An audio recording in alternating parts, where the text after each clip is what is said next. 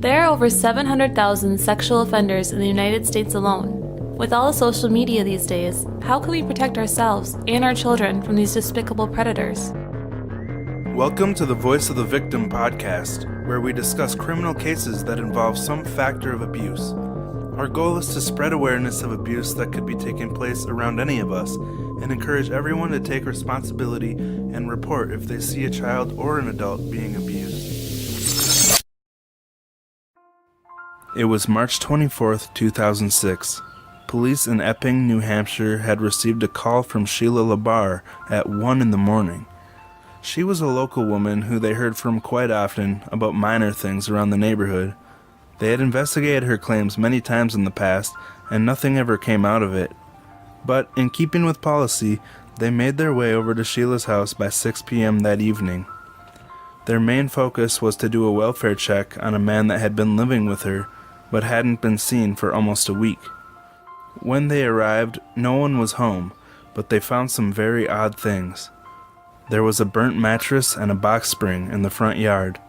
Around that, there were also piles of hay smoldering, and 2 partially empty yellow fuel tanks nearby. Upon further examination, they discovered a bone in one of the piles. Sheila arrived home, and they immediately asked her what this bone was from. She told them she had recently cremated her pet rabbit, and it could be from that. She then added, or it could be from a pedophile. I'm not sure. Well, welcome to the Voice of the Victim podcast. I'm Ryan. And I'm Rosie. And today it's a special episode because we have a guest from the Ignorance Was Bliss podcast. If you want to introduce yourself. Certainly. My name's Kate, and as Ryan said, my podcast is called Ignorance Was Bliss. And it's about how we decide, who gets locked up versus who gets to roam free in our society. Like, how do we decide who's bad and who's good, and also trying to make that distinction a little more understandable, to realize that we're all just a couple of decisions away. So, to the best of my ability, that's what I try to talk about. Yeah, that's a really unique perspective to have. It's a really cool show, so we definitely recommend you go listen to it if you haven't already. Mm-hmm. But Thank you. Today we're talking about Sheila LaBarre, and Kate, you said you have a connection to her? I have met her, yes. She's crazy. She's an interesting critter, for sure. Yeah, she seems like it. I feel like I need to put a disclaimer out there that I don't know her well, and I did not work with her in a clinical sense.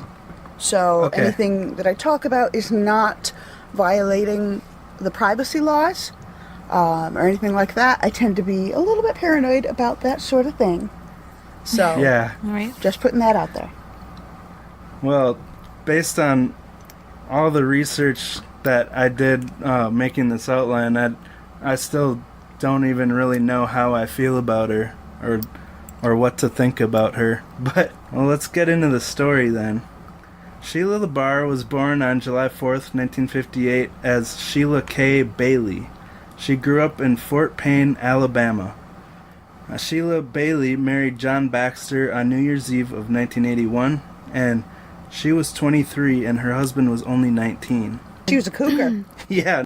John had a daughter, and very shortly after the marriage, Sheila would start locking the little girl up in a tiny room, the size of a closet, all day long while her father was at work.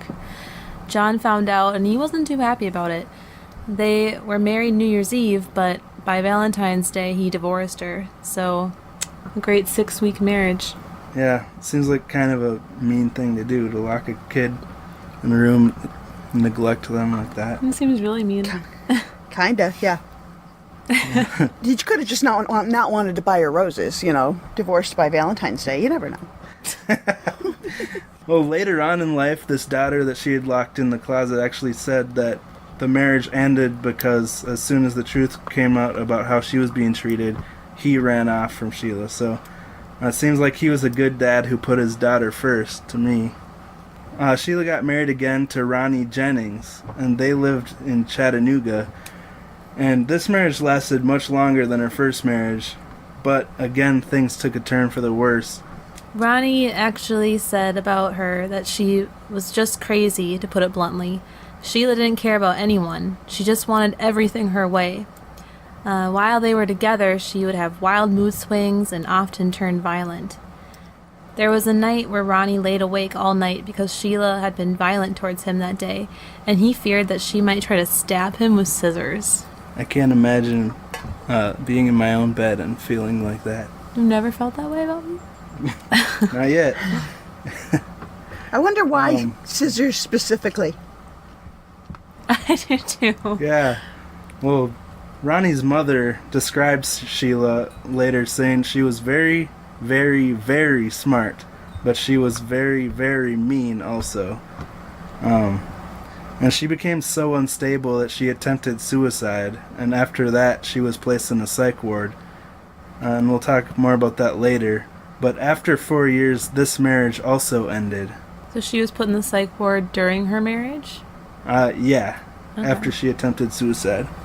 Interesting. Now let's talk about Bill Labarre, which is where she got her name that she became famous by. Okay. So Sheila once again was single, and she moved herself to Epping, New Hampshire in 1987. The reason that she moved there was because she had found a personal ad placed by a wealthy and well-known chiropractor, Wilfred Joseph LaBarre, or otherwise he was known as Bill Labarre. He was recently widowed and lonely, and he owned a horse farm in Epping worth $1 million and ran a chiropractic office in Hampton, so he was pretty well off. As Sheila answered his ad, so it seems like she's kind of a gold digger. Knowing New Hampshire, I lived up there for a while, this had to be one impressive farm for it to be worth $1 million. Yeah? Where Epping is, the real estate tends to be pretty cheap.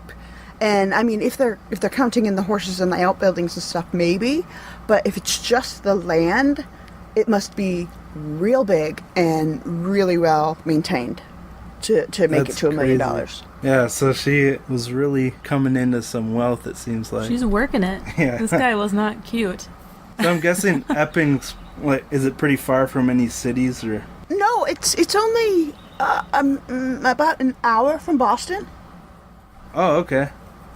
And it's only half an hour from Manchester, New Hampshire, and so an hour from Concord, New Hampshire, which is the state capital. So, but the thing about New Hampshire is that you go from town to the middle of nowhere in about 4 seconds flat. Mm-hmm. It's interesting to have this perspective on the area because we've never been there. Mm-mm. I wouldn't recommend it. Okay. Good to know. All right. Well, here's something interesting about her relationship with Bill Labarre. She took his last name, but they didn't actually get married. They did have a bit of a romance, but it faded away, and she actually became Bill's office manager. She lived in an apartment right above the chiropractic office in Hampton. Bill was awfully trusting of Sheila, but he had a daughter named Laura Malisi, and she wasn't so easily swayed. She didn't trust Sheila. 8 years after moving to be by Bill, in 1995, Sheila once again got married, this time to a man from Jamaica, Wayne Ennis. Just your type. Just my type. Did he have dreadlocks? That's a good question. Not long Well- dreadlocks, from what I understand. This was also not a happy marriage. Sheila filed reports to the Hampton District Court against Wayne Ennis, and according to Sheila, he tried to force her car off the road and then kicked her and punched her in the head. So she ended up divorcing him as well in 1996, but kept in contact with him, and I'm wondering why, if he really did that to her. So this is her third divorce now? Is that, Yeah, if I maybe remember right? a little bit of battered wife syndrome going on, and she just keeps on going back to him. Yeah. Well, as we'll talk about, it seems like she's very often the victim of some kind of abuse. Mm-hmm. Well, she's kind of a hardcore kind of woman. You know what I mean? Like, she's... I'm trying to find a nice way to say it, but there are people in the world who attract drama. Not on purpose necessarily, although I would argue that maybe on purpose. And she would go hardcore from pretty chill to extraordinarily angry, and then back to pretty chill. And she needed everyone to love and pay attention to her all the time. Like that was a very serious, demand that she had. And there's just a degree of control. Like, if I can't make you be nice to me, I can at least make you so angry that you'll do bad things, and either way I'm in control. You know what I mean? It's not rational, but there's a logic behind it. Just trying to keep things interesting, maybe? Or Not so much interesting, but just in control. stay in control. Yeah. It's the little kid who misbehaves because they don't really care whether you're smiling at them or frowning at them, as long as you're looking at them. Ah. You know what I mean? And Interesting. most of us, as Yeah. we age, we sort of realize that, like, the people around us still remember who we are and they still care about us, even if they're not looking at us. So we don't need to create drama all the time. And if we're really concerned, we can say to them, hey, I could use some attention. Yeah. Right? And handle it in a sort of more grown-up way. She could not, I don't think, do that. Like, she maintained that need for intense attention at all times.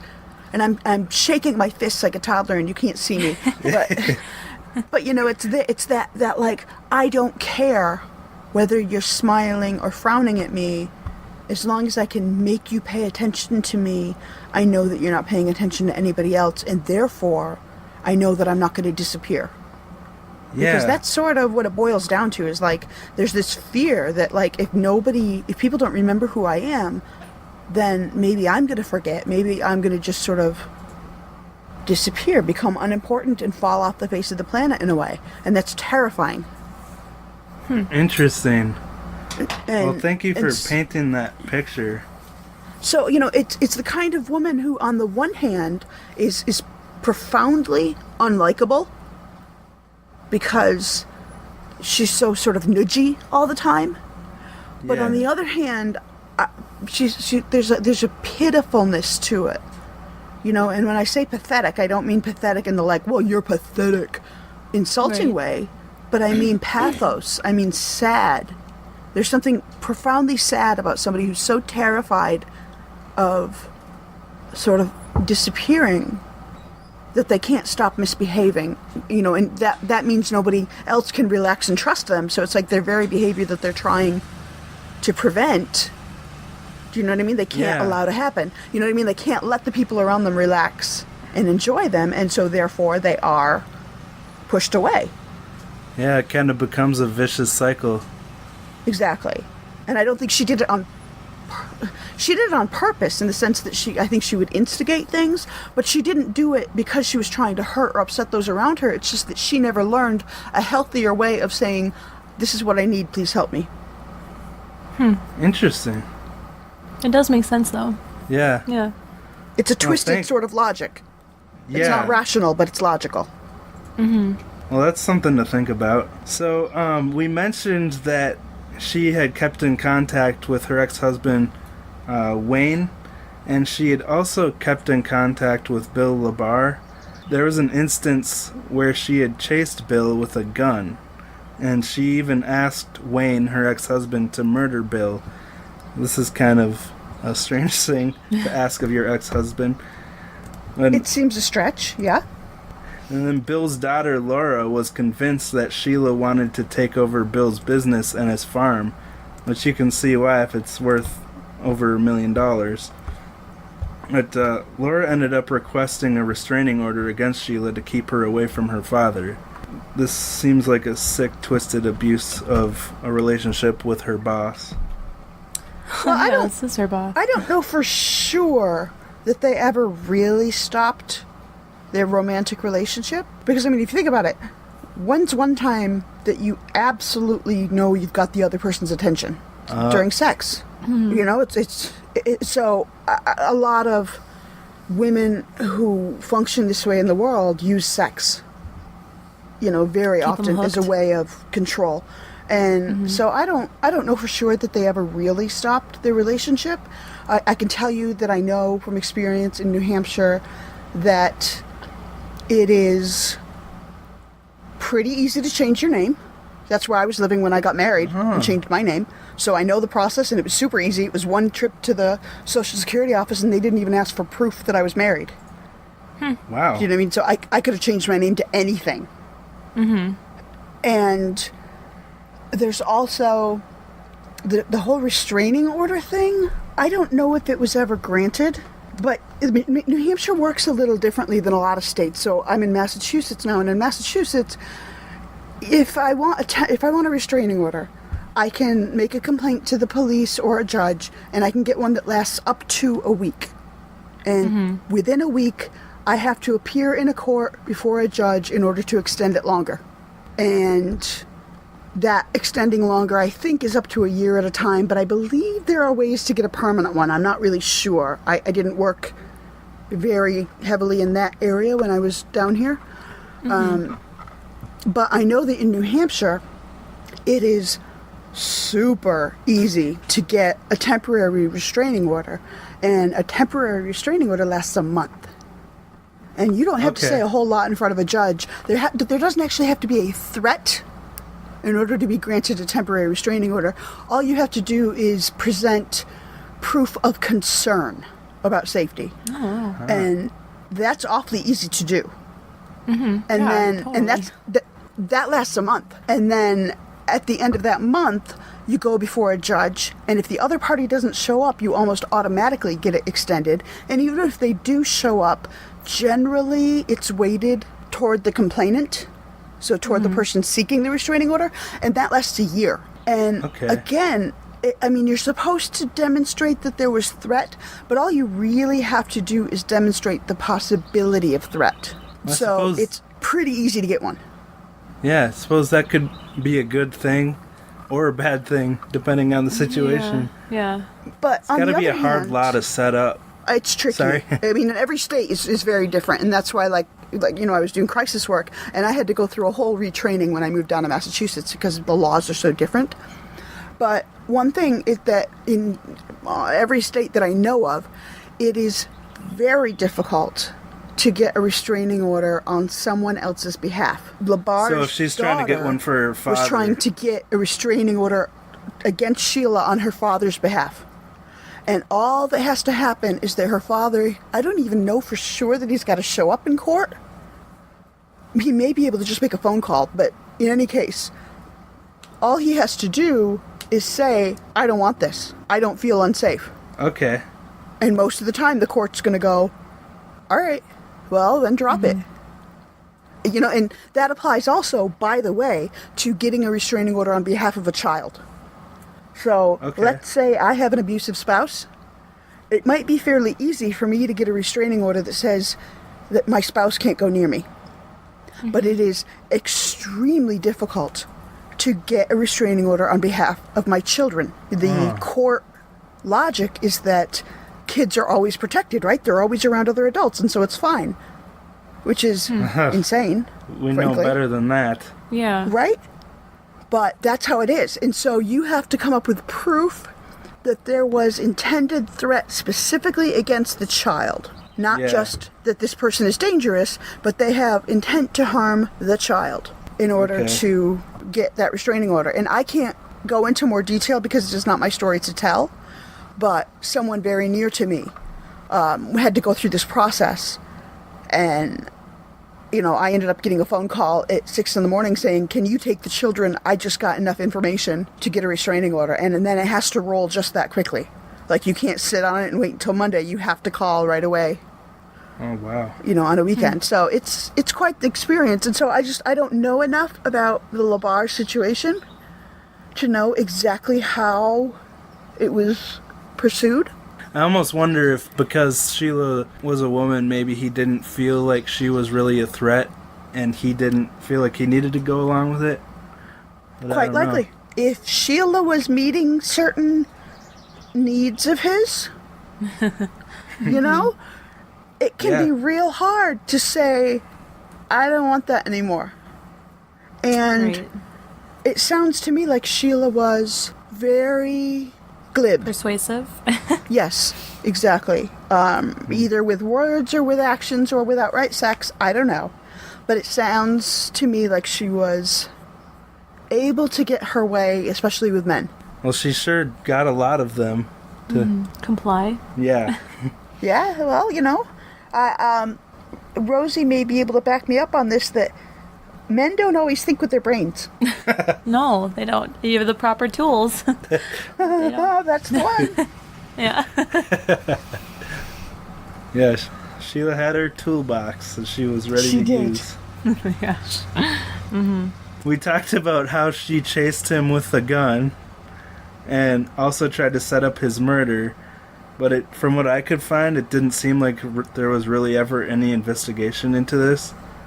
But like we just talked about, maybe Bill didn't want an investigation into it. Maybe he just thought it was some kind of weird incident and that they'd get over it after a little persuasion. Well, that's what I'm saying. And we learn about all this stuff after the fact. Yeah, true. They didn't have all the puzzle pieces we have now. And not in order. Yeah. You know what I mean? Like, if 5 different police each took different reports and they didn't stitch it all together in order, it probably didn't look all that alarming. It probably just their most common police call is for domestic disturbance. And of those, in the majority of the time, they're told, look, we're fine, go away. Ah, okay. So, yeah, to them it just seemed like just another incident where someone just had a breakdown for a moment and something like that. Exactly. They're just fighting, the neighbors called, whatever. Yeah. In 1998, which was 2 years after she divorced Wayne, she started dating a man named James Brackett. And this was also a messed up relationship, if you couldn't have guessed. Right. According to James, she stabbed him in the head with scissors, and he pressed second-degree assault charges against her. There's the scissors. The scissors that must have been her weapon of choice when she was threatening her lovers in the early years. Police didn't seem too concerned with this incident and called it a lover's quarrel. And eventually the whole case was dropped. Yeah, like she was talking about, if it's just an isolated disturbance call, it could have been. Yeah. But I don't know, stabbing someone in the head with scissors is pretty violent. Well, it is, but again, there's ways to recast it. So let's say she's sitting at her crafting table, for whatever, and working on something, and he comes up behind her, and she sort of swings wrong and accidentally catches him with the side of the scissors. Things like that can almost always be cast in different lights, depending on who's doing the talking. Yeah, and what kind of biases people might hold. Exactly, and it's a woman, and so women are assumed to be less violent, and also if she's doing the talking, she's got the gift of the gab. I just can't imagine that if I accidentally stabbed you in the head with scissors that I would be sleeping at home that night. No. To me, that does seem like a missed opportunity to at least get her some help if she was able to stab someone in the head. But Though she talked her way out of it, right? Yeah. See, I'm learning all kinds of new things right now about perspective and framing for how you could view these different incidents. Yeah, she's working a tool. I'm obnoxious that way. I'll tell you. I can almost always come up with a different way of looking at things, and so that's me. Sorry. Well, I appreciate that. That's the most important thing, I think, is being able to see things from every perspective. In 2000, another 2 years later, out of nowhere, Bill Labarre died unexpectedly, and somehow his entire estate was left to Sheila LaBarre, even though he had 2 children. So how did she weasel her way into his will? Well, like you were just talking about, she had that toolbox. That's what you're going to call it for the rest of your lives now. Yeah, exactly. So she inherited the chiropractic office in Hampton, 2 Somersworth properties, which I'm not... Is that pretty close to Hampton? No. So Hampton is right on the water. Hampton Beach. And so New Hampshire only has a tiny, tiny bit of coastline, and that's Okay. Hampton. Somersworth is probably a full hour's drive. Somersworth is right next to where I used to live. Oh, wow. I used to live in Keene, New Hampshire, and Somersworth is where one of my doctors was, and where my kid's dentist was, and that kind of thing. So I was in Somersworth all the time. So it's right there. I'm curious as to what properties it was, but I'm not going to go look it up right now because I'll fall down the rabbit hole. But the moral is, what this guy did was own properties all over southern New Hampshire. You know, because Okay. if you picture, New Hampshire is wider at the bottom and narrow up at the top. And so there's a highway called 101. It's like 2 lanes in each direction for half the state, and then it goes down to 1 lane in Okay. each direction. And so Hampton is at one end of that, and Epping, where the house was, is half an hour or so from Hampton, and then Somersworth is another half an hour, 45 minutes from that. Okay. So yeah, I could have just looked at a map, but if we have a local that we can ask, it's a lot better right. description. So she got those 3 properties, and then she also inherited the $1 million horse farm. It was 115 acres of horse farm, so lots of space to do stuff. Yeah, this estate was worth around $2 million. And what about Bill's daughter, Laura? Her dad died and she got nothing? Yeah, and he had a son too that I only saw him mentioned in Bill's obituary, so he didn't seem to make too much noise about the situation. But still, I'm surprised that his kids didn't get any of this stuff. Bill's daughter, Laura, she was really devastated and enraged. She'd already been suspicious of Sheila, but these new events really seemed suspicious. She wondered how Sheila possibly got control of everything Bill Labarre had owned, and she suspected that she may have used threats on his life and extortion to get control of his property. Or The toolbox. Rumors about Bill being poisoned started to go around town. yeah, that's interesting, because I couldn't find a cause of death either in his obituary or anywhere I looked. We can't say for sure how it happened, but Sheila really seemed to benefit greatly from Bill's death. So there's a definite motive there, but that was never prosecuted. She also denied ever having anything to do with it, so... To my understanding, cause of death was listed as a massive heart attack. Oh, And okay. he drank, and he was a little bit overweight. Like, he wasn't enormously so, but enough. And he was older. He was an older guy, and so all of that kind of came together so that while it was a sudden death, it wasn't like this totally shocking how on earth could this have happened type death. Wasn't he like almost 80 too? I don't remember I want to say Oh, he was in man. his 70s, but I don't remember his exact age. He was old enough that nobody sort of threw up their hands like, oh my god, how did this guy die? Okay. Oh, so that's good to know. It absolutely could have been a natural death. It's possible, but the thing is, if it was poison, that's gonna, just like that, kick in, and it's often gonna look like a heart attack. And if no 74. one's suspicious, then they're not gonna investigate. He was 74. Too much. Oh, okay.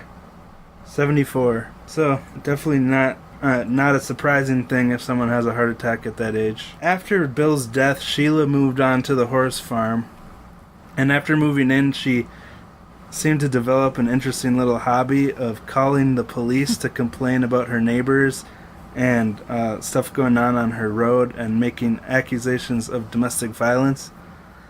And then when the police would arrive, they'd find Sheila not wearing much for clothing and spouting off a lot of sexual innuendo. So It's a good hobby. I'm probably going to say this like 1,000 times in this episode, but I'm using her toolbox again. Okay. I'm sorry. The Epping Police Department had records of over 100 calls from her. She not only called, but sent faxes, wrote letters, and even showed up in person. She seemed to want the attention from the police when she was feeling lonely and frisky. The police saw her as an eccentric, crazy lady who would rant and spout off nonsense. Yeah, like Kate was talking about earlier, if she just constantly wants this attention, no matter how she gets it, this makes a lot of sense. Especially if she's getting attention from the police officers in her town. Mm-hmm. Well, she learned that they have to. By law, they have to respond. Oh, yeah. Right? Police are not allowed anymore to ignore a 911 call. Interesting. You know, so even if they know she's full of it, they have to respond in some form because there's an automatic documentation that she called, and so they have to document that they checked it out in some way. So she figured out this little trick to get people to come visit her. Yep. Well, did you know? I have a little aside here, a rabbit hole for you. That thing about police having to respond to 911 calls, that is partially my dad's fault. Really? Yeah. What? Because my dad had... okay, so we know now that he's got a congenital heart problem, but at the time we didn't have any idea. And he had his first heart attack at 30. Whoa. And I was in school already at that time, and he was home, and he was a second shift worker, and so, you know, he and my mom were getting up in the morning, and he was complaining of chest pain and, you know, down his left arm, that kind of deal, and my mom recognized the signs, so she called 911, and they told her, no. You know, What? he's probably got gas, he's fine, go back to sleep. Oh, wow. And they hung up, and my mom was like, now, listen, you got to know my mother. You don't say no to my mother. Like, that's not a thing. But, I mean, in this case, it was a good thing because, you know, he's not getting better, he's getting worse. And so she called back, and she was like, no, you're going to come here with an ambulance right now. And they did, and it turns out, yes, he was actually having a heart attack. And it wasn't his case alone, but there was a conglomeration of several cases. This is in the early 90s. So this is when 911 wasn't even a thing all over the place. And so this is part of what caused 911, this type of case, not him alone, to go, but it's caused 911 to go national, and especially in New York State, the person on the phone is no longer allowed to make the decision about whether police and EMTs show up. Wow. So it's not just me. Interesting. Yeah, it's not just me that's a pain. My whole family's a pain. Like, I come from generations of this. Seems like it's in a good way, though. Sometimes. So the police, after these 100+ calls, they seem to really get tired of dealing with Sheila, which she probably could sense. But in 2002, again, Sheila assaulted James Brackett, the same guy that she had stabbed in the head before, and this time she tried to run him over with her car. And then in 2003, she scratched his face and shot a gun at him. So somehow this slipped right by the law again, probably because the police were so sick of her nonsense, but I wonder if anyone even called 911 about this incident or... Again, I don't know, you know, in the moment, if we only heard about this later or what, but also kind of smart of her. You know, to set it up that way, that if you become, it's that boy who cried wolf, right? Yeah, no kidding. I didn't think of it like that. They get tired of you after a while, and then you start to realize, like, hey, I can get away with stuff. Well, we definitely see how that plays in. Sheila's personal life continued to turn more interesting. She began hiring help for the horse farm. She would hire young men to work for her, but according to her neighbors, there was a very high turnover rate because many young men came in and out of Sheila's life. She would hire them and then somehow seduce them into getting more romantic with her. I don't think somehow needs to be in there. Well, I had only seen her, like, crazy court pictures, so I was like, I wouldn't fall for that. It But probably didn't take much. She's got all this experience. But anyways, she used to be pretty hot, too. she was very lonely on this big farm, so it's somewhat understandable. But then there's a big twist to her love life. Yeah, according to her neighbors, many of these young men that were coming to Sheila's house came out looking to be beaten or even bloody, and it would suffice to say that no one stayed for very long. Right, this case is interesting because it's almost like a role reversal from your typical relationship abuse. Yeah, from my personal perspective, it seems that more often than not, in a heterosexual relationship, the man is the abuser more often than the woman, but not in this case. During this little escapade of hers, there were some more interesting events. Yep, and now we'll talk about one of the other major key players in this story, Michael Deloge. Is that the correct pronunciation? I think so. I think so. So in 2004, Sheila had made friends with a developmentally disabled man at a homeless shelter named Michael Deloge. You might be wondering why Sheila, who was very well off now, was at a homeless shelter looking for men. But that was where she picked up most of these young men that we were talking about to work for her. Cost effective. Yeah, she would offer them a place to stay in return for work, but it wasn't just farm labor. She was basically trading shelter for sex, which kind of sounds like prostitution, but... I wonder if the guys minded, though. Probably not. Well, she probably framed it as just a relationship, so... She was taking advantage of vulnerable and desperate men, really just using them for what she could, and physically abusing them. It's pretty sad. If we look at it from how Kate was talking about it, she could have just been subconsciously looking for attention. Or she knew she was looking for attention and she was just working it. It's hard to say because you can never really get inside someone's mind. Well, and if they, exactly what they're thinking. I don't know that she would have been able to word it as, I desperately needed attention, so much as just, or that I can't cope with them saying no, that kind of idea. It sort of unfolds that way, so, I mean, why go to the homeless shelter? Because then she can do it all under the table. Yeah. It's a good point. Which explains why it took so long for everything in this story to come out. If they're not, documented. So Michael Deloge, I would guess, probably thought he hit the jackpot having this rich, attractive, and fun woman that was interested in him, and all he had to do was be her live-in lover. It's every man's dream. Yeah, free shelter and not having to work, just chilling and making love. Netflix and chill. Netflix and chill. Toolbox and chill, yeah. What did they do with their time? An interesting combination of drugs and studying sadistic material. That's a good date right there. Oh. I'm curious about what kind of drugs they did, but either way, it's not the healthiest combo. Michael's mom was Donna, and she was married to Gordon Boston, and this wasn't Michael's father, but he did seem to care a lot about Michael. Those two tried to talk Michael out of staying with Sheila.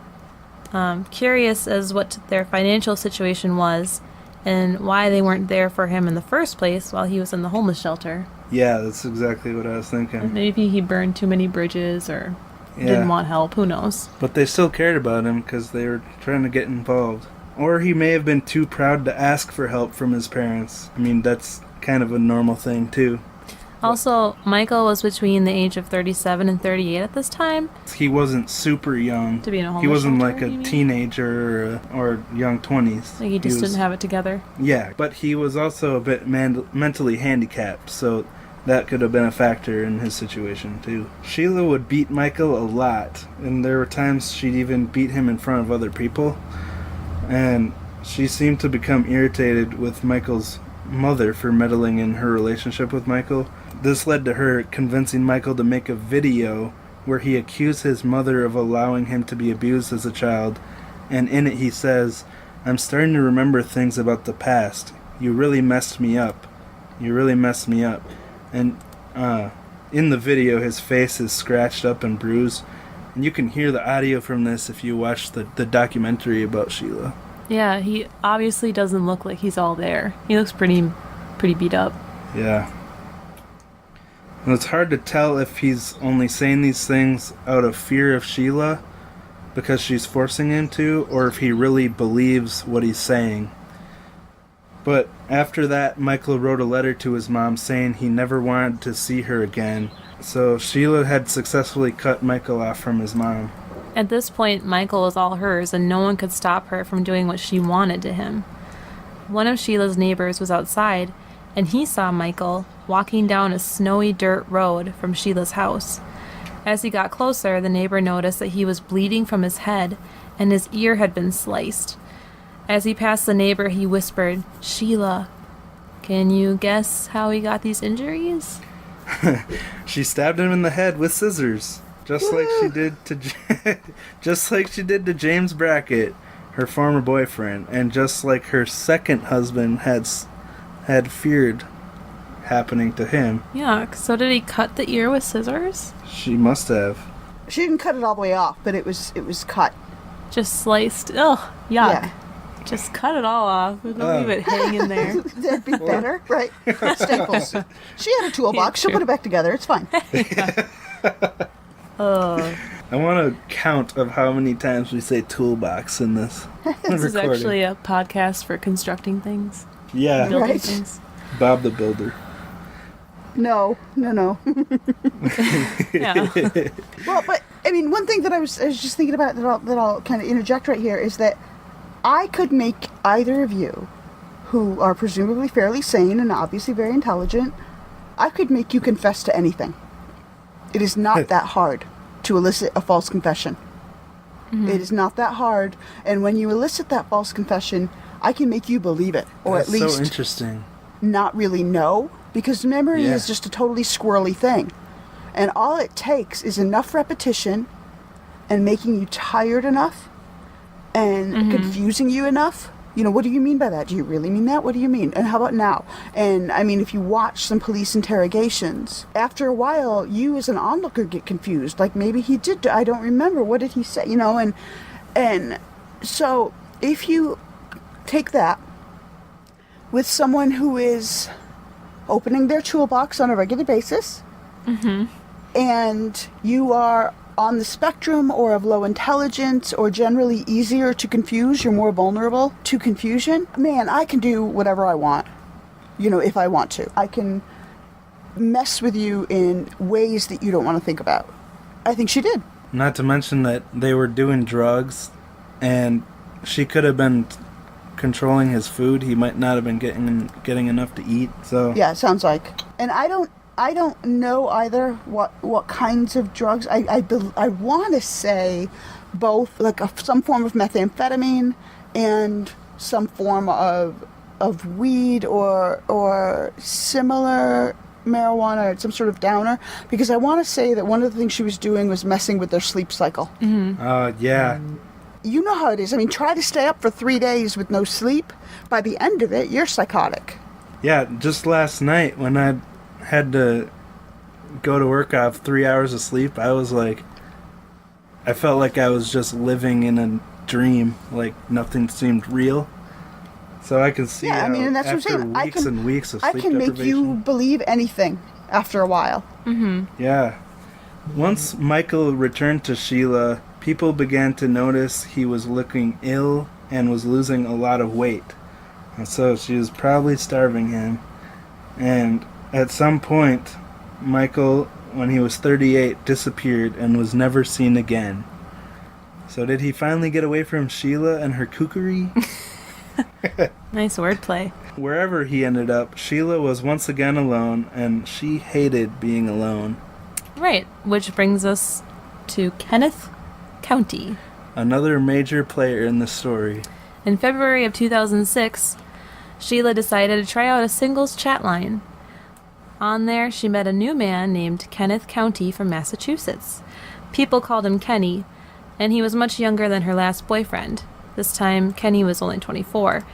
That said, he had a mental capacity of a 12-year-old. He was on the autism spectrum and in a very vulnerable state to be dealing with a manipulative sexual sadist. On Valentine's Day 2006, they met up, and immediately Kenny moved into the farmhouse with Sheila. He didn't even go home to get his personal items. So Kenny was living with Sheila now, and his mother, Carolyn Lodge, started to notice a change in Kenny, because he had habitually called her every single day, and suddenly he stopped. Well, Carolyn also said that Kenny had this ability to trust everybody in sight. He just had that kind of trusting and loving view for people. Which would be a really nice way to live if we didn't live in such a messed up world, but we know that That's really dangerous. Trust no one. Yeah. I would think it would be very abnormal for a person on the spectrum to suddenly stop a ritual that they had practiced every day previously, because usually rituals are a part of keeping their life stable. But so this was a big red flag for his mom. And on February 20th, Carolyn Lodge received a disturbing phone call, and 4 days later she filed a missing persons report because as a mother she was sure something was wrong. Thankfully, the police visited the farmhouse, and he seemed to be in good shape. This made Carolyn feel a little better. Yeah, when they did visit the farmhouse, at first Sheila didn't want to let the police in, but they kept persisting, and finally Kenneth made his way near the door. He didn't come all the way to the door, but they asked him if he was okay, and he said yes. So, being an adult, that's all they could do. Well, let's talk about the incident on St. Patrick's Day of 2006. All right. Sheila and Kenny went to Walmart in Epping for a good old Walmart grocery store haul. Let's be honest, Walmart's always an adventure. Yeah. The Walmart employees noticed some Especially in New strange Hampshire. things. What was that? You cut out. Especially in New Hampshire. Oh, okay. Kenny was in a wheelchair, which is strange because he's autistic, and Carolyn said that he could walk. Why would he need a wheelchair? Employees also noticed gashes on Kenny's face and arms. Sheila was using him as a shopping cart, stacking yellow tanks of diesel fuel on his lap. I thought it was really interesting that Sheila, she actually brought a camera with on the shopping trip, and she herself was taking pictures, documenting their trip to Walmart, which I don't know about anyone else, but for me that's not usually a memorable experience where I'm taking pictures, so it almost makes you wonder if she was making like a personal log of the activities she was planning. I think it was her trophy to look back at later. Yeah. Anywho. I mean, knowing, following Sheila from what we know of her so far, it doesn't seem like she thinks ahead very well.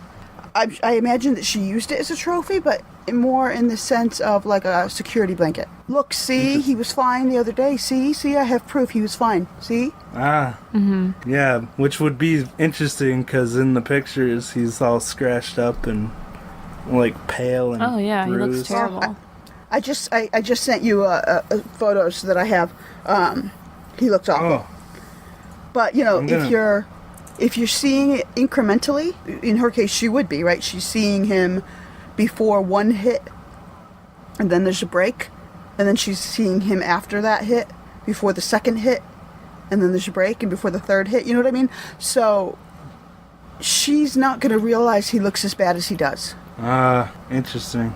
I mean, he's a good-looking dude. Yeah, not there though. Yeah.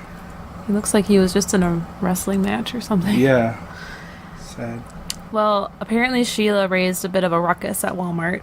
Not very hard to do when you're at Walmart. But because of this, the police were called.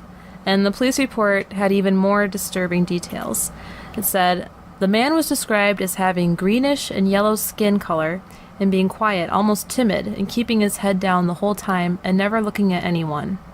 Apparently, the police just took the report and let her go because just days after the Walmart incident, Sheila was driving around the area asking people if they'd seen Kenneth Countie. She complained that he was supposed to feed her farm animals but taken off. I'm wondering how he'd be able to do farm chores while he was incapacitated in the wheelchair. As if 4 days ago he was stuck in a wheelchair and she's expecting him to do chores. He didn't turn up, and on March 23rd, 2006, 6 days after the Walmart incident, Kenny's mom filed another missing person report. Apparently, Sheila and her had talked on the phone, and Sheila told her Kenny had left the farm and returned to Massachusetts. But Carolyn knew he hadn't come home, and she was getting desperate to find her son. The day after the report was filed on March 24th, in the middle of the night, 1 a.m., Sheila called the police, as was her hobby. She ended up playing a disturbing tape for them. On the tape, they heard her yelling at Kenny, accusing him of raping several children, and Kenny is heard agreeing with her on the tape. Then Kenny is heard vomiting. She yells at him some more and tells him to stop faking it. Then he faints. If you watch the documentary that's on YouTube, it's the first thing that pops up when you type in Sheila LaBarre. You can also hear recordings from this phone call, and it's kind of... It's eerie. Yeah. It's strange. Well, and it goes along with, again, I can make you believe anything, and you may not, we can go back down this road later, but it's not that hard to make somebody believe something did or did not happen. Mm-hmm. Yeah. And especially if someone is not well off to begin with. So you get them to say anything you want over the phone. And the thing is, while he might have had the mental capacity of a 12-year-old, he was his own guardian. Meaning that if police are called, all he has to do is look at them and say, I'm fine. And police really can't do anything more than that. It's scary because it seems like he was super malnourished if he fainted as a response to her yelling at him. Well, maybe something happened. I mean, that was just an audio recording. Yeah, well, he was puking and fainted, so yeah, who knows? Well, you don't know, how the drugs that were going on, what they were doing to his liver, what they were doing to his appetite. So finally, this call was the thing that did get the police's attention, and they visited the farm 17 hours later. Wow, quick response. Yeah, to do a welfare check on Kenny. Like you said, 17-hour response time seems really slow, especially after seeing the man in the wheelchair looking sickly and all gashed up, writing a report on that, then getting a missing person report, and then hearing this phone call. Where he sounds like he's dying. They must have been having a really busy day to wait 17 hours. Or, he's turned them away several times. This is not the first time that they've been called about this guy. And each time, he says, no, I'm fine, go away. Yeah. I didn't even think of that. And so in some way, that's probably in the police mind frame. And I don't know what it is, but there's a time frame for welfare checks. Okay. And when it comes to an adult who was just recently seen and told them go away, I have to imagine that goes down lower on their priority list. Mm-hmm. Yeah, that's a good point. Compared to other things going on.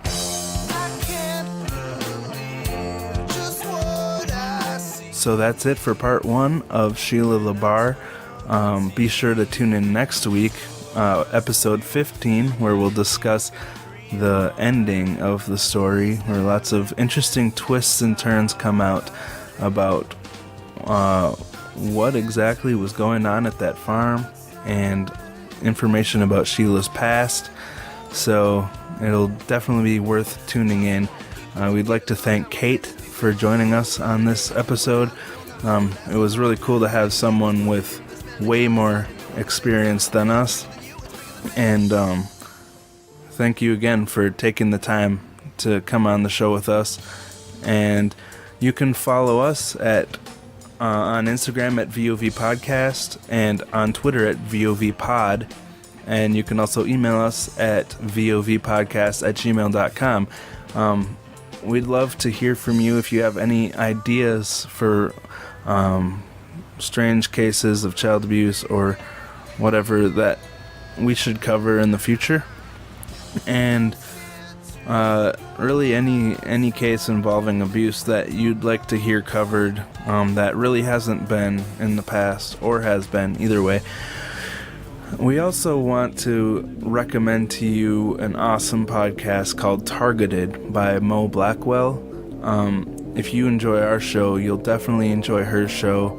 It's very well researched. She spent most of her first season covering one case and going very in depth. So go check out her show to learn about that case, and we're gonna play her promo right now. I'm Mo Blackwell, the host of Targeted, True Crime, Domestic Violence. We'll investigate one case of family violence each season using academic research to interpret the events so that we can become better advocates. Join us as we spotlight the death of 4-year-old Militia Gibson from her stepfather's abuse, delve into her family situation, break down the trial of her parents, and examine how her murder in 1976 led to changes in social service departments around the United States. Is there something we can learn about family violence through examining her murder? I think there is. She wasn't the only one in the house who was being abused.